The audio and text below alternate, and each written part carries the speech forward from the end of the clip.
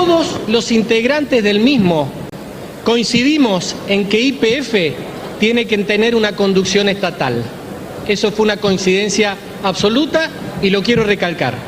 Nosotros sentimos, los diputados que represento y que decidimos presentar un proyecto alternativo y no acompañar el proyecto oficial, que nuevamente no tuvimos la oportunidad de aportar nuestras propias ideas a este debate que coincidimos con el oficialismo, es muy importante. Fue, como en otras oportunidades y con proyectos muy importantes, tratado en un trámite exprés y absolutamente blindado. Bueno, Enrique Thomas. Enrique Thomas, quien era diputado nacional en su momento, y fue uno de los 3 votos en contra de aquella estatización, de los 13 legisladores mendocinos, los 10 diputados y 3 senadores. Los otros 2 que votaron en contra fueron Omar de Marchi y Roberto Pradines. Exactamente. Bueno, lo tenemos acá, Enrique Thomas, para charlar un poquito de la suerte que está teniendo hoy YPF y esa espada de Damocles que ya pende sobre nosotros, que es que puedan expropiarla, que puedan llevársela. Algunos llamados fondos buitre, le han dicho algunos. ¿Cómo le va, Enrique? Muy bien, muy bien. Bienvenido. Lamentablemente estamos viendo el producto de ese debate y de ese día nefasto para la Argentina, donde en una especie de gesta patriótica, con cánticos, con todo lo que significaba recuperar la nave insignia, decían en el debate, se hizo prácticamente imposible hacer un aporte racional, razonable, de un equipo que tenía en mi despacho, que trabajó una semana entera viendo las consecuencias que podía traer en no considerar los socios minoritarios que en ese momento estaban en Repsol y que de alguna manera quedaban habilitados por esta decisión intempestiva, irracional, a hacer juicio, concretamente. Ahora, Enrique, el kirchnerismo dice, o buena parte del peronismo, y creo que tiene razón, no tengo el elemento técnico, pero creo que tiene razón, que tal vez Vaca Muerta no se podría haber explotado de la manera que se está explotando si se mantenía privatizada YPF. ¿Qué piensa usted de eso? No, que sin ninguna duda que la gestión de Repsol fue muy mala. Sobre todo al final. Sobre todo al final.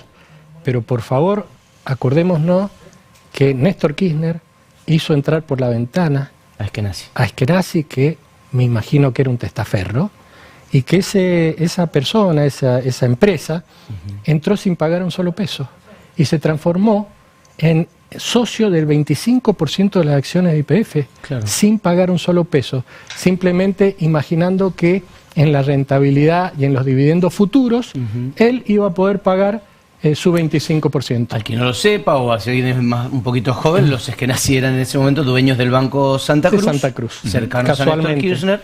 Y constructores. Y constructores, por supuesto, es lo que más hacían. Claro. A través del grupo Petersen. Y de alguna manera, mucho que ver tienen todavía hoy con esta deuda que se le vendió a los fondos buitres. Fue el caballo de Troya. Fue el caballo de Troya de Petersen, que al ver que no se había respetado su participación, entre comillas, bueno, pensó en iniciar una demanda y como era mejor negocio vender esa demanda a un socio buitre como el estudio Bulford, la vendió a la parte de Petersen que estaba en España y de esa manera nos encontramos con un juicio, con un final anunciado porque tienen todas las de ganar y así lo ha considerado esta jueza de Nueva York, dándole la razón a el fondo buitre Bulford y otro más. En su consideración, hablando estrictamente de lo político, ¿debe haber una corresponsabilidad, buscando a los responsables de lo que pasó en esa letra chica que termina ocasionando un robo, incluso legisladores en la aprobación?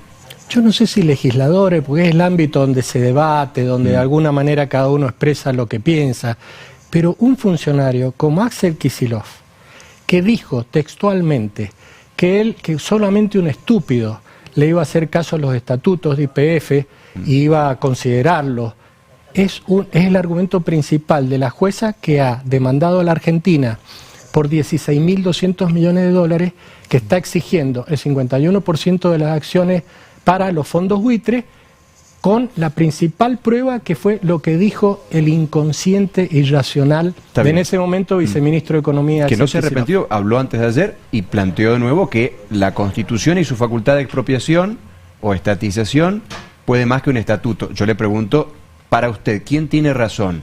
¿La jueza o Kicillof?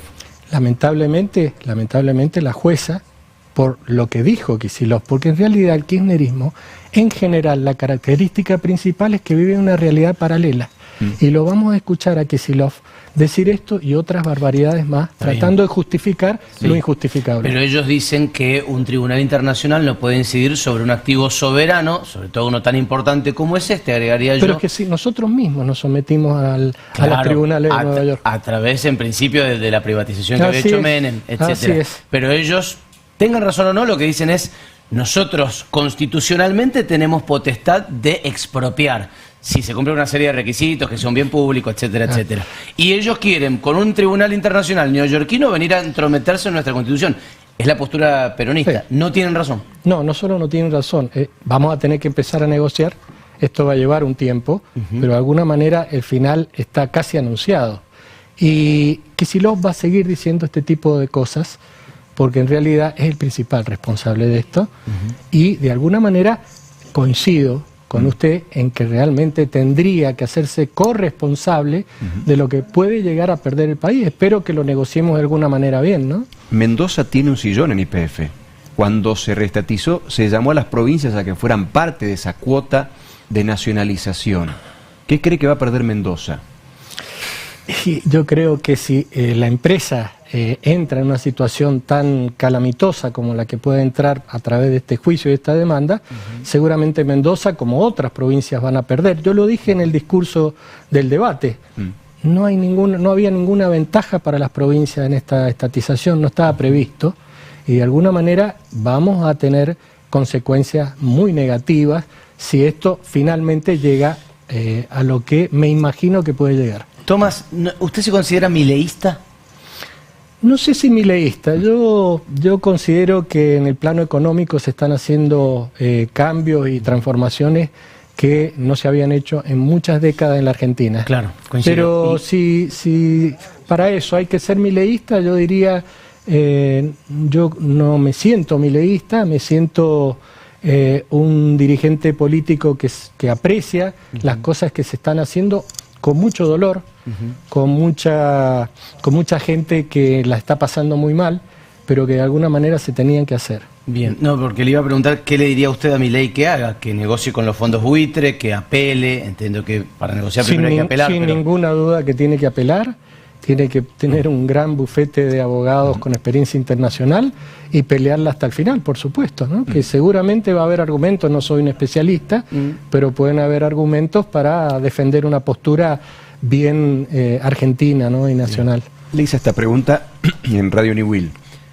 En su discurso en 2012 planteó que no cabía duda de que había que estatizar. ¿Hoy cambió de opinión?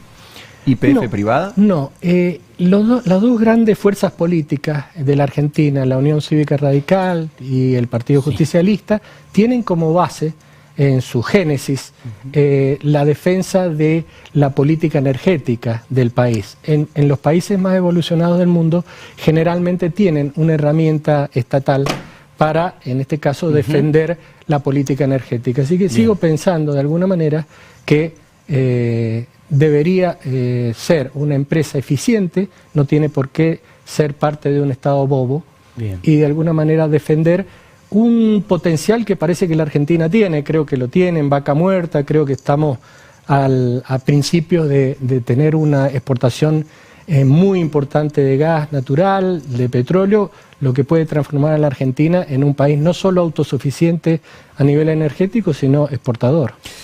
Gracias, Enrique, por haber venido. Gracias a ustedes por la invitación. Diputado provincial, y corregime, Pablo, sino el único de los que estaban ahí que hoy hizo cambio a Mendoza que votó en contra. Claro. Porque los demás de los que estaban ahí hoy hizo cambio a Mendoza votaron a favor. Así es, y tuve el mérito de llevar a 17 peronistas a votar en contra, no fue fácil. Era el bloque peronista. Era el bloque peronismo federal, anti-K. Un peronismo disidente. Un peronismo disidente, pero tuve 5 deserciones como Felipe Solá y otros 4 legisladores. Gracias, Enrique. Gracias a ustedes. Enrique Tomás, charló con nosotros.